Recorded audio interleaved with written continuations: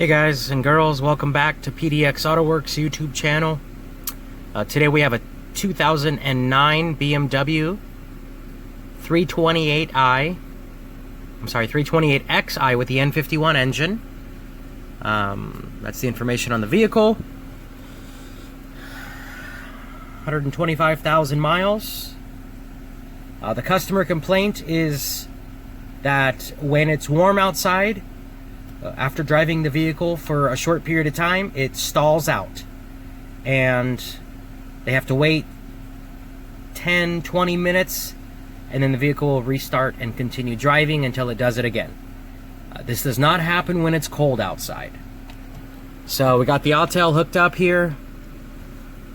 I'm going to do a full auto scan, and we will review the codes together here, a preliminary code scan, and see where this takes us. Alrighty, code scan complete. As you can see, we have no faults in the DME. Electronic control for the transmission, 1 fault. Transfer case, 1 fault. ABS, 2 faults. Tire pressure control. EKPS, electronic fuel pump control module, 2 faults. Footwell module, 5. So we can click on report. And we'll review these codes real quickly. Transmission oil wear, present code. Transfer box oil wear, present code. Not concerned with those. Brake pad wear, front axle and rear axle. Don't care about those. Tire pressure control codes, not concerned. Fuel pump control module. Voltage, control voltage too low, code 6292 and code 6293. Control current too high. So both of those codes are absent. They are not currently happening. That is why the car is here. I have to try to reproduce this problem, which only happens in warm weather, and find out what we are losing. If we are losing, power coming to the fuel pump control module, or if we are losing power coming out of the fuel pump control module to the fuel pump. So, got a couple codes here. We got some direction. I've already went and pulled the wiring diagram, and I've highlighted the wiring that we are going to, mainly be focusing on. So as you can see, let me zoom in a little bit. Fuel pump control module, that guy right there. So on pin 1 of the module, we have the red and black coming over to the junction box. Right side of the dash, we have fuse 7020 amp, which provides power to our fuel pump control module. And then we have pin 2, brown wire, right rear side of interior panel. The ground number is X494. Those middle wires, we have some CAN lines, different things like that. Not concerned about those right now. And then we have our fuel pump, electronic fuel pump, rear of engine, basically in the gas tank. So we have a separate connector coming from the fuel pump control module. Pin 2, brown wire. Pin 4, red and white, I believe. So what I'd like to do is, I've actually already gained access to our fuel pump control module. You can see it right there. I've got the scope out. So what I'd like to do is connect to the fuel pump control module. We'll fire up the car. And what I think I'm going to do is I'm going to take my heat gun and heat up that control module. And we're going to see if we can get this car to act up. We're going to see if we can get it to drop out. And we'll see what we're missing. when this happens. Let me zoom back out here. So, thanks to the wiring diagram, we know where to look. Scanner gave us some direction. This car does, like they said, check it out, I'll fire it up. Runs fine when it's cold, and it's just when it's warm. I think that module heats up, and it's dropping out on us, but we're going to prove it. We're going to see if there's any live data right now concerning the fuel pump or the fuel pressure. So let's click in the fuel pump control module. We'll go to live data. Let's see if we can get any readings on the fuel pressure. Current of fuel pump 9.6. So nothing to do with fuel pressure there. Fuel pump connected. Nope. Control values. Speed of the fuel pump. 4,500, 4,400 RPM, specified speed, so those are matching. Delivery rate 20 gallons per hour. And I don't think we're going to find anything in here. Yep. Alright, so no helpful information there. Let's check in the engine. As far as I recall, I don't even think there's a data PID for this. But we're going to take a look anyways.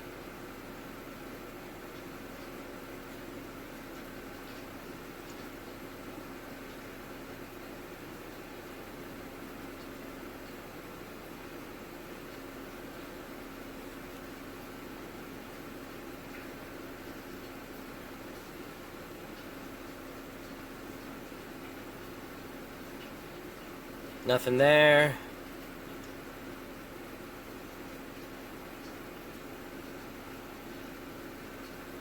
Nothing there.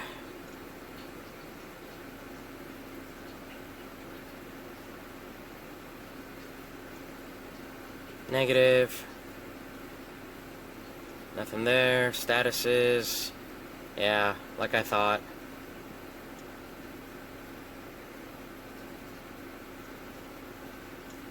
Electronic. And nothing there. So probably if we want to see fuel pressure, we would probably have to go under the hood and get a fuel pressure tester or gauge on there. I think there's a Schrader valve on these fuel rails, but you know, the car is running. I don't think we have a fuel pump problem. I think the heat is causing an issue. So let me get that scope connected and see if we can get this thing to act up so we can prove what's wrong and make the right call. Alright guys, so I got the scope hooked up here, and I am currently probed in on the wiring, the power wire coming in from the fuse that we mentioned earlier, that 20 amp, I believe it was fuse 70. And as you can see, we have 14.6 volts. That's the red and black. And we're going to go over to the brown wire. And you can see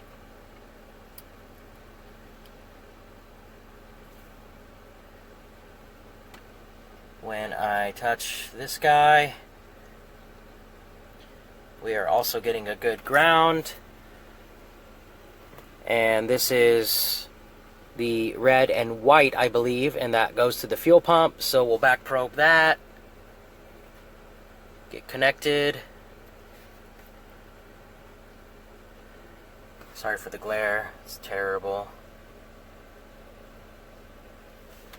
Let me make a good connection here.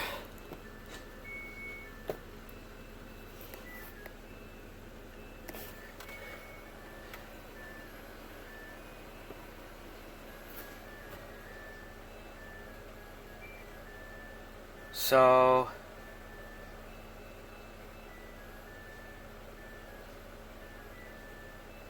Looks like we're jumping around a little bit.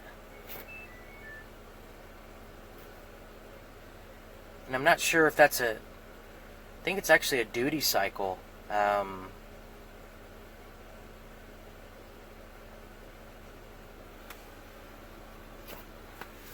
these back probing devices, you know, if we don't have a good connection, it's going to be tough. Let me get a piercing probe on this guy. I just want to be 100% sure that, you know, when I get a test on that, I want to, piercing probe is just going to go right through, you know, we'll seal it up when we're done. But let me grab that and connect it real quick here to make sure that we are all good.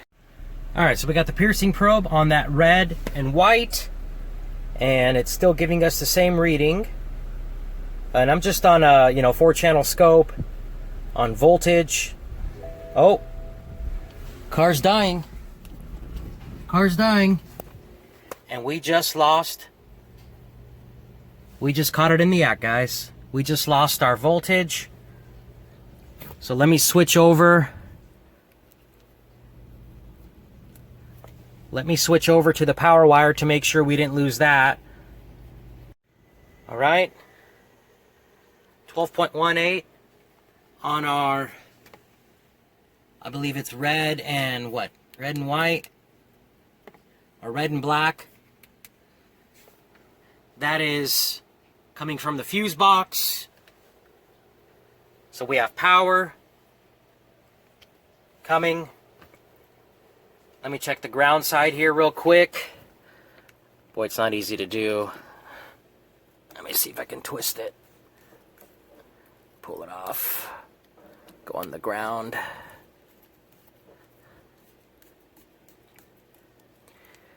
Connect to the ground. Get you on the scope. Plug this guy in.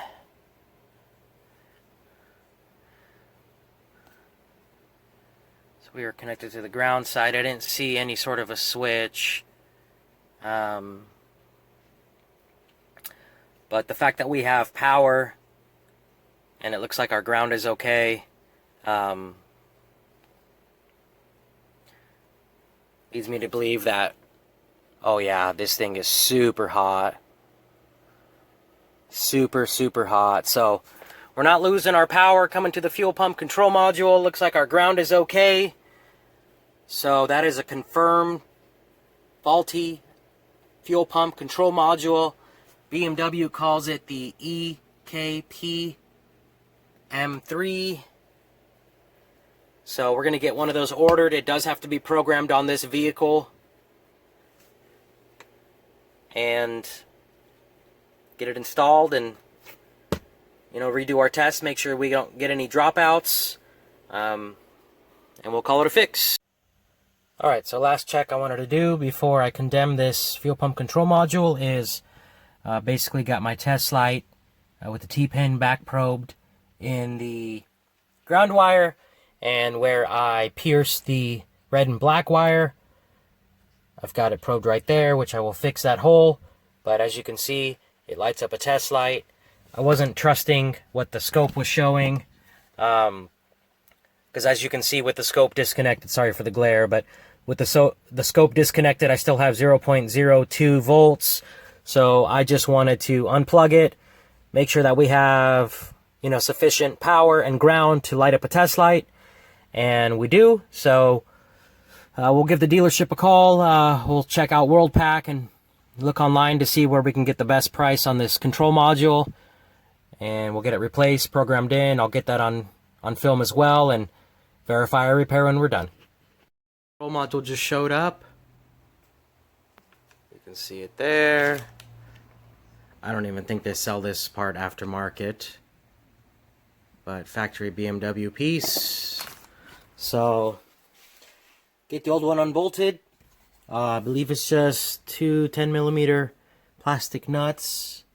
We'll get this one swapped over and then we'll get it programmed in. Fuel pump control module, brand new, $314.36 from WorldPack. I did call BMW of Portland, and they wanted $385.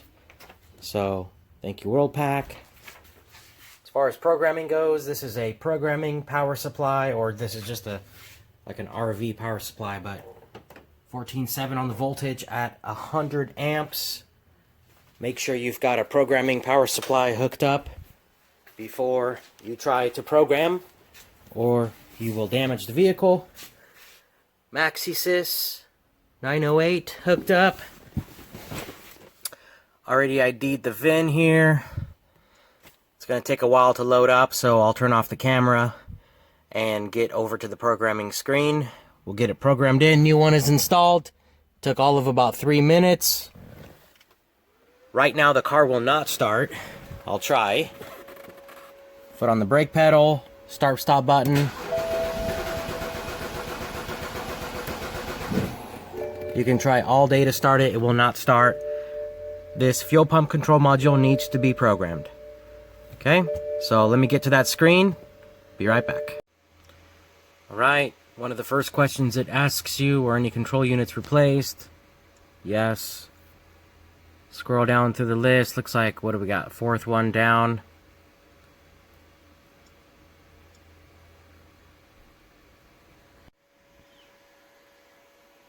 Programming coding. This is what I like about using Autel. You don't have to update every module that has an update available, similar to how ISTA does it.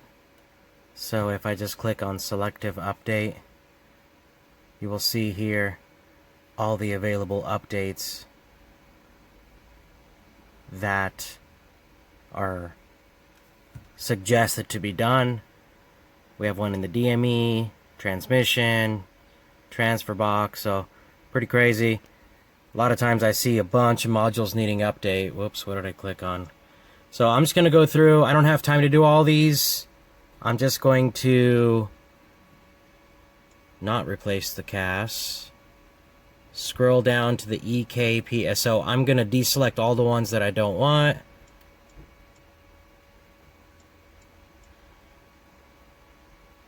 And on the electronic fuel pump control, make sure all three are marked when you are replacing. Hit OK. And then it'll come up with the information on what it's going to do. VIN number. Estimated time 1 minute.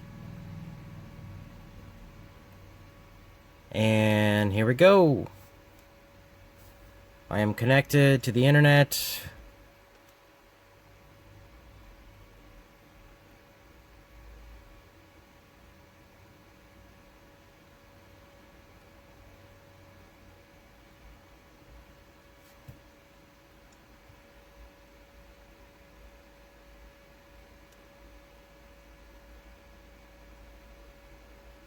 Turn engine off, switch on terminal 15, which is already done.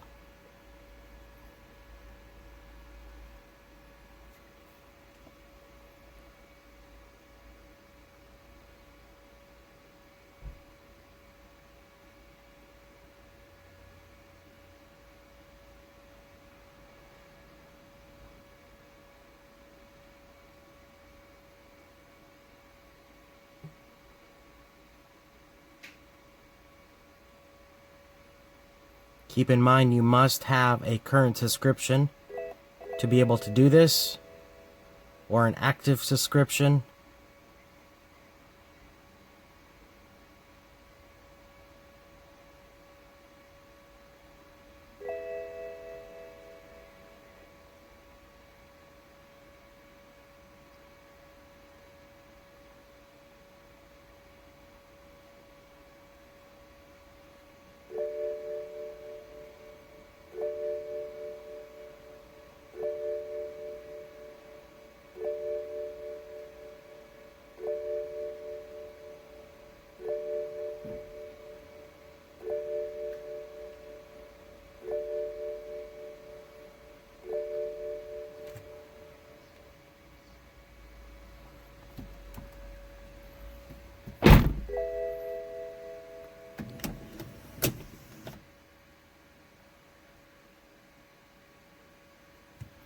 Turn the ignition off, wait for 10 seconds.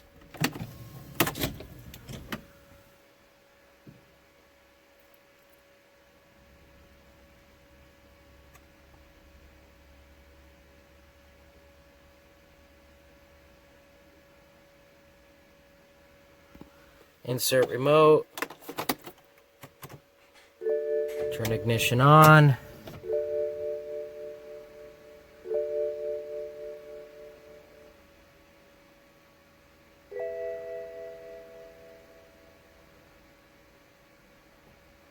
Clearing fault code memory, which should get rid of those 2 codes that we had. Turn ignition off. 10 seconds.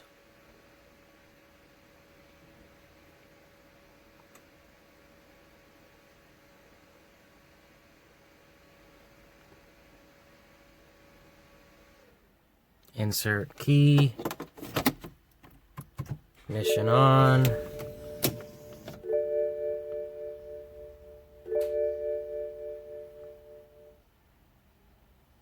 And programming is complete. As you can see, everything was a success. So we will end the session. Move this guy out of the way. Let's see if she starts. Foot on the brake.